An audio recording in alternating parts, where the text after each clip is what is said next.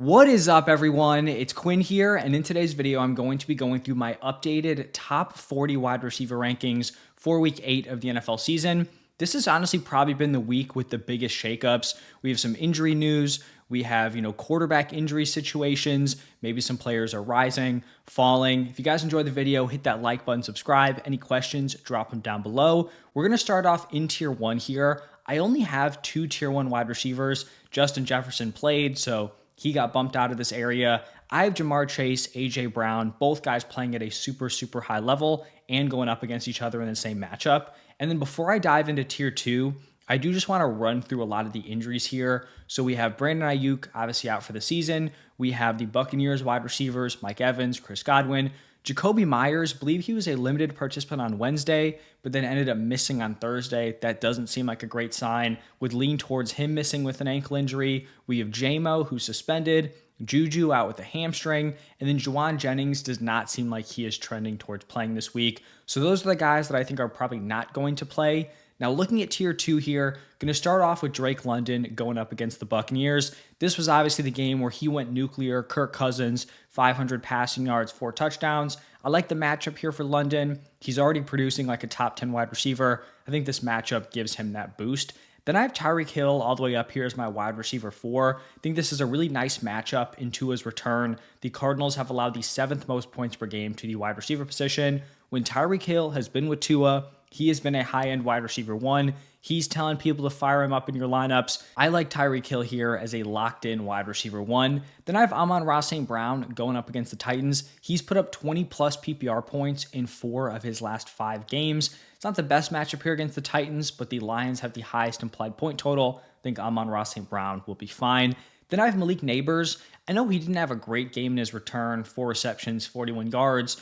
The Giants' offensive line looked bad. The offense as a whole was rough, but it's not like the offense looked amazing early on when Malik Neighbors was balling. He's a rookie, still averaging 19.9 PPR points per game. Even if the matchup isn't great, I think he's too talented to sit at this point. And then CeeDee Lamb, definitely someone who's going to need to kind of bounce back. He hasn't been awful through the first, 6-7 games of the season, but it's not the production you drafted. If he's in like that 15, 16 point per game area, that is not paying off for wide receiver 1, wide receiver 2 ADP, which is where he was picked. I do think he's going to be better, but I just can't vault him up over some of these other dudes like Amon-Ra, Malik Neighbors, who have been super productive already. Then after CeeDee Lamb, going with Jaden Reed against the Jaguars. He's coming off his first down game of the season with Jordan Love. Prior to week 7, every game with Love had been a pretty big performance. I like the matchup here against the Jaguars. They're allowing the 4th most points per game to the wide receiver position. I think this is a great spot to continue firing up Jaden Reed as a top 10 wide receiver. And then the last guy in this tier, it's going to be Stephon Diggs. Not coming off a very strong week 7, but a lot of that, or pretty much all of it, was just due to the lack of passing production from this Texans offense. CJ Stroud, I believe he had 10 completions, held under 100 passing yards. When you look at Stephon Diggs' stat line, compared to actually what was out there, the passing volume, it really wasn't all that bad. Obviously, it was bad in your lineups, but he's still the wide receiver 12 in points per game, the wide receiver 1 with Nico Collins out. Now, moving into tier 3, going to start off here with T. Higgins. He has just been super productive this season. He's the wide receiver 10 in points per game. He has actually out-targeted Jamar Chase in 4 straight games, so he's really working his way into like that, back-end wide receiver 1 conversation. Maybe the elite upside isn't there because he is sharing a wide receiver room with Chase, but guys like T. Higgins, Devonta Smith, I do think even without injuries, their peak is like that back-end wide receiver 1 area. Then I have Brian Thomas Jr. going up against the Packers. Not a great matchup here, but he's just been so productive so early on in his career. 20-plus PPR points in 3 of his last 4. It's not crazy to think that he can continue to get gradually better throughout the season. Like, the dude is a rookie. And then Devonta Smith going up against the Bengals. Pretty much, just a brutal game in week 7. There was not a lot of passing volume. Prior to that, he had been super consistent, 14-plus points in every other matchup. So I think he'll be fine here. Have him as like a back-end wide receiver 1. Then I'm going to go with DJ Moore going up against the Commanders. He was definitely someone who was a riser with a lot of these other guys kind of slipping in the rankings. I like the matchup here. Commanders are 8th in points per game allowed to the wide receiver position. This Bears offense, Caleb Williams, looked really solid in the first 2 games leading into the bye.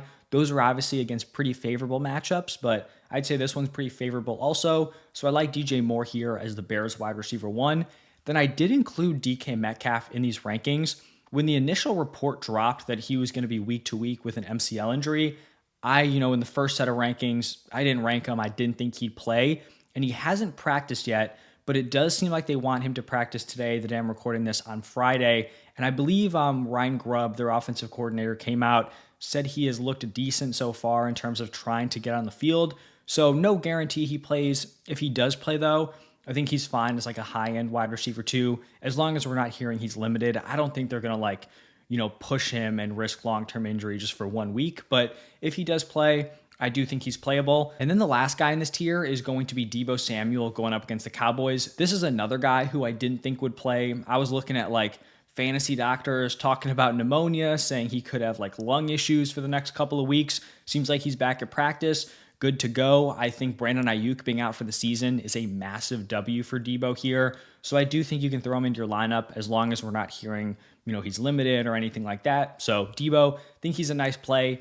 Now moving into tier 4, kind of an interesting tier of like talented wide receivers in unique situations, guys coming off of injuries or quarterback changes, just a lot going on within this tier. Going to start off with Davante Adams going up against the Patriots. In his debut with the Jets, he was targeted 9 times, caught 3 of them for 30 yards. I'm still not sold on this Jets offense. I know in my earlier wide receiver rankings this week, a lot of people thought Davante Adams, Garrett Wilson were underranked, and they have moved up. Honestly, a lot of that was just due to a lot of players moving down for different reasons. But I'm still not sold on this Jets passing attack. I do think they're going to get better. I think they're going to figure it out at some point. And this is a pretty decent matchup here against the Patriots. They've allowed a fair amount of points over the last few weeks. But I'm still not convinced that this is the week that everything just clicks and looks perfect. I mean, like I said last week, 9 targets only turned that into 3 for 30. So I'm still a little weary here of this Jets offense, but I do think Davante Adams is obviously a talented player, and I'd like to see it come together. Fantasy-wise, it would be fun. So I guess we'll see. Then I have Amari Cooper going up against the Seahawks. This Cooper ranking is tough because you're pretty much just trying to estimate what his role is going to be. In his first week with the Bills, obviously short notice getting there, he only ran 12 routes. Now, he was super productive with those opportunities, 5 targets, 4 receptions, 66 yards, and a touchdown. But that is not repeatable production on a per route basis. It's not like he's going to get 24 routes this week and be 8 for, 132 and 2 touchdowns. It's just not how it works. He was super productive in a limited role. I do think he's going to see a much larger role, but is that 100% route participation of Amari Cooper, which we're probably going to be getting later on in the season?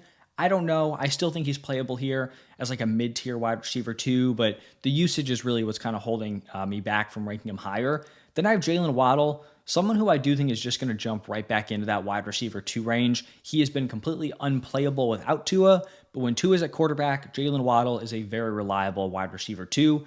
Then I'm going to go with Chris Olave going up against the Chargers. He's going to be back this week. He's a full participant, and it does not seem like Derek Carr is going to be able to play this week, which is not great for Olave, but I do feel a little bit better about Olave with Rashid Shaheed out, because if you have 2 pretty solid wide receivers in Olave and Shaheed and not great quarterback play, you're not even really guaranteed the volume. It's not like they're going to force feed one of those dudes. So you're kind of in a tough spot. If Rashid Shaheed is out and Chris Olave is the clear-cut wide receiver 1, I do think you have a little bit of a safer volume floor, which is why I do feel, a little bit better about him this week. Then I'm going to go with Terry McLaurin. This is obviously going to depend on the health of Jaden Daniels. If Jaden Daniels is healthy and playing this week, I'd probably have Terry in the tier 2 area, at the lowest, the top of tier 3. At this point, I don't think it's super likely that Daniels plays. He definitely could, but this is kind of a ranking if it is Marcus Mariota. McLaurin's been fairly consistent after a rough couple of weeks to start, 13 plus points in 5 straight games. It's just going to come down to the quarterback play he's getting. After Terry, going to go with Garrett Wilson. He actually had the better game out of, the pairing of him and Davante Adams, 6 for 61, but he also had that very costly drop that turned into the near pick 6. I do think Davante Adams is kind of going to pull away here as the wide receiver 1. I just feel like he has the chemistry with Aaron Rodgers. A lot of those big games that Garrett Wilson had where he was just getting peppered targets, it wasn't necessarily that they had this great chemistry. It was just He's the wide receiver one. Rodgers is going to feed him. If Rodgers thinks that guy's Devontae Adams, I do think he's going to be the better play. Like I said, I'm not fully convinced this Jets offense is going to figure it out this week. It was Aaron Rodgers' best game earlier on in the season, but even in that game, I want to say it was like Alan Lazard had the best fantasy day, and it was like a big Tyler Conklin game. So it wasn't even like in that matchup, Garrett Wilson performed super well. Now, after Garrett Wilson, going to go with George Pickens going up against the Giants. Also saw some people thinking my ranking was too low for Pickens earlier in the week. For me, it just comes down to a one-game sample size. He looked great with Russ, 9 targets, 5 receptions, 111 receiving yards, and a touchdown. I'd just like to see it at least one more time. One boom game, it's cool, but is he going to be able to do that on a consistent basis? We'll have to wait and see. And then the final guy in this tier, someone who definitely dropped due to injury, it's Zay Flowers going up against the Browns. He has not practiced this week. If he does play, I think he's a fun option. The Browns have allowed the 6th most points per game to the wide receiver position, but if he's limited, obviously going to be tough for Zay Flowers here. Now moving into tier 5, going to start off this tier with Tank Dell going up against the Colts. Now I know he is coming off a week 7 goose egg, probably killed you in your lineup if you started him, but I do think we have to look at the circumstances. It's not necessarily Tank Dell's fault that CJ Stroud throws for under 100 passing yards and has 10 completions. It's going to be tough to do anything. Even Stephon Diggs, who had 5 receptions for I think like 24 yards. Like that was still a terrible game, and he was still, dominating whatever was out there at the wide receiver position. So for Tank Dell, I do think he can bounce back. Wide receiver 2 with no Nico Collins. Great quarterback play with CJ Stroud, you'd think moving forward. I still think Tank Dell is fine as like a fringe wide receiver 2. Then Darnell Mooney going up against the Bucs. I know some people thought I had him ranked too low in my last set of rankings, and I think it's because of the previous game against the Bucs where he put up 31.5 PPR points. Like I do think it's important to point that out. It's obviously a good matchup here against the Bucs, but he has not been a consistent option. In the other 3 games out of his last 4, he has not hit 10 PPR points. So it's cool he had that one boom game, but the consistency really hasn't been there. So I don't think I'm like vaulting him in as like a locked in wide receiver 2 play. Then one of the big fallers from earlier in the week, Deontay Johnson going up against the Broncos. First off, he's dealing with a rib injury, has not practiced at the time that I'm recording this, so he might not even play this week. But if he does play, he's going to be playing with Bryce Young at quarterback. And we saw with Bryce early on in the season, he put up 3.9 and 4.5 PPR points. He was unplayable. Then Andy Dalton comes in. All of a sudden, he's putting up great production. So the quarterback play is concerning. You would hope that Bryce Young kind of settling down, getting to watch behind Andy Dalton would help him out a little bit. But we just really don't know. So if Deontay's playing, definitely not as excited as I was or would have been if Andy Dalton was playing. Then I have Marvin Harrison Jr. going up against the Dolphins. This is a tough spot for Marv. He's really been, underperforming to start off his career here, especially in the last few games. I believe he scored under 6 PPR points in 3 straight. Obviously, one of those was him leaving the concussion, but 2 full games, not hitting 6 PPR points. It's not great. I still think he has a decent ceiling in there, but the consistency just has not been there. Then I have JSN going up against the Bills. If DK Metcalf misses this game, JSN would definitely get bumped up. If Metcalf's playing, I guess he has somewhat of a floor, but he just has very little consistency. He's just not doing anything super well. Like he's not commanding targets at a super high level. He's not getting used heavily down the field. There's not a lot of big play upside. So it's just kind of been an underwhelming season for JSN, who I thought could have kind of taken a leap after being locked behind Metcalf and Lockett in year 1. Just hasn't happened. Then I have Xavier Worthy going up against the Raiders. I think the D-Hop trade is interesting. I'm probably lower on D-Hop than most here in terms of just moving to the Chiefs, his fantasy value. I do not think DeAndre Hopkins is playable this week. I don't even know if he's going to suit up for them. If he does, I think it's going to be very, very limited. And like giving D-Hop 12 routes, like the Amari Cooper thing, D-Hop at this stage in his career on the Chiefs offense that hasn't looked great, I don't think is comparable to giving Amari Cooper 12 routes paired with Josh Allen on this Bills offense. I would prefer to not start D-Hop this week. For Xavier Worthy, I do think that makes him an interesting play here in week 8. He's coming off a season-high 8 targets. Maybe, D-Hop coming in, open some things up. I don't think it's an overall positive for Worthy, but I don't think it's a killer for him either. And then I have Romeo Doubs wrapping up this tier here, going up against the Jaguars. Like I talked about with Reed, it's a good matchup. His last 2 games, 19.9 and 17.4 PPR points. Now shifting into my 6th and final tier, Going to start off here with Demario Douglas going up against the Jets. When Douglas has been on the field with Drake May, he has a 40% target rate. May is heavily looking towards him. Unfortunately, he had the big first game, week 6, with Drake May. Then he gets sick or was sick going into that London game. So he plays the first quarter, then is out for the rest of the game, kind of tanked in your lineups because of that. I do think moving forward, it's going to be Hunter Henry, Demario Douglas as the number 1 and number 2 targets. So I do think he's fine as like a mid-tier wide receiver 3. Then I have Ladd McConkey going up against the Saints. There's no guarantee he plays, has not practiced through Thursday, dealing with a hip injury. I do think he's going to be a nice option rest of season. I think long-term dynasty-wise, he's a fun play. The question is, like, when is it going to come together for this passing attack? Are they going to have enough consistent volume?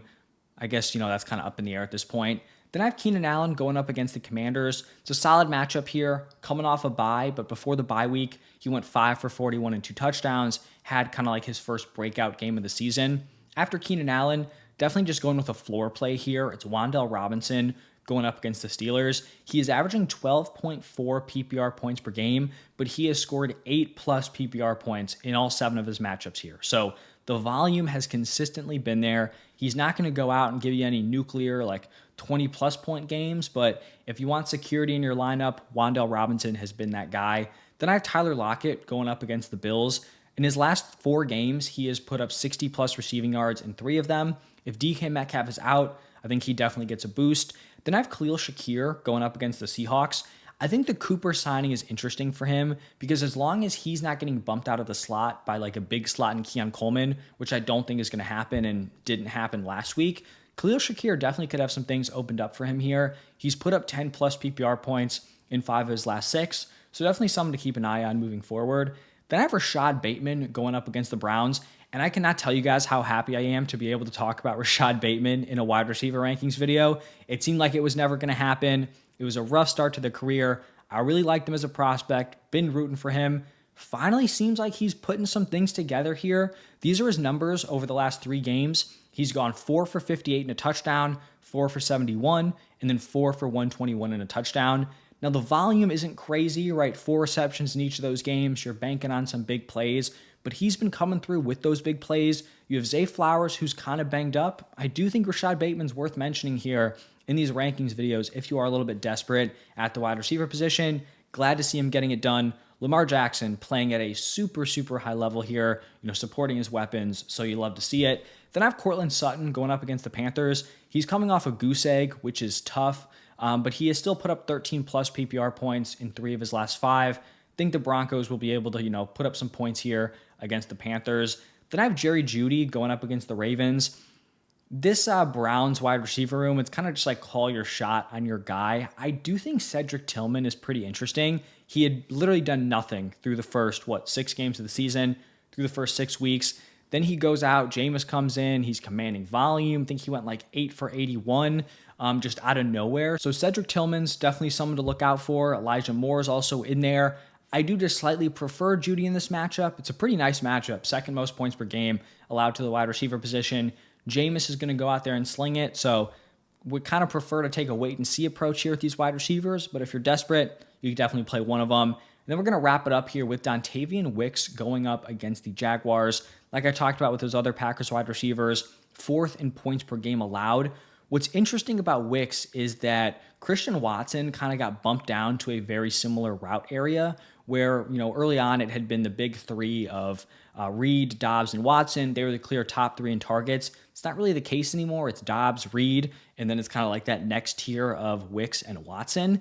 And Dontavian Wicks, with his opportunities, the dude has the 4th highest target share in the NFL. He's commanding targets. He's getting used downfield. I believe he has the 4th most touchdowns at the wide receiver position. So his role isn't super great. Like, it's not like he's running a ton of routes. He's going to be commanding a super high volume floor, but he has some big play upside, some touchdown upside, and getting into like wide receiver 40 with the injuries, just kind of like rough offensive production this season. I think he's fine. I did at the end just want to run through the Bucs wide receivers. I know people are going to be trying to plug and play like the Mike Evans replacement, the Chris Godwin replacement. Personally, at least, through 1 week here, I want to fade this wide receiver room. I know Baker had been playing at a super high level. This offense had looked really good as a passing attack. There's also something I talked about, Kate Otten, which maybe I can touch on after this. But just because players are getting pushed into new roles or getting bumped up as like now they're the number one target, the number two target, it doesn't always guarantee production because the wide receiver, the tight end position, it's not like you're playing running back. The starting running back goes down. You can hand the ball off to any Joe Schmo. They could be the worst running back in the league, but you can give them 20 opportunities literally by handing them the ball. That's just not how it works at the wide receiver position. And so guys like Jalen McMillan, Trey Palmer, Sterling Shepard, they're not just going to walk in and be the next Chris Godwin, be the next Mike Evans, because they're just not as good as those players. So I do think this offense takes a massive hit. We don't really know who's going to be like the favorite of Baker Mayfield. McMillan had been the guy who won the wide receiver 3 spot, but he straight up hadn't been producing. Sterling Shepard somehow, I think he's coming off some sort of season-ending injury. I feel like he's had a couple of those. He's seemed like the best option. But like I said, I don't really want to play any of these dudes. And then for Kate Otten, if you guys are somehow watching this after not liking his ranking at the tight end spot, it's a very similar situation.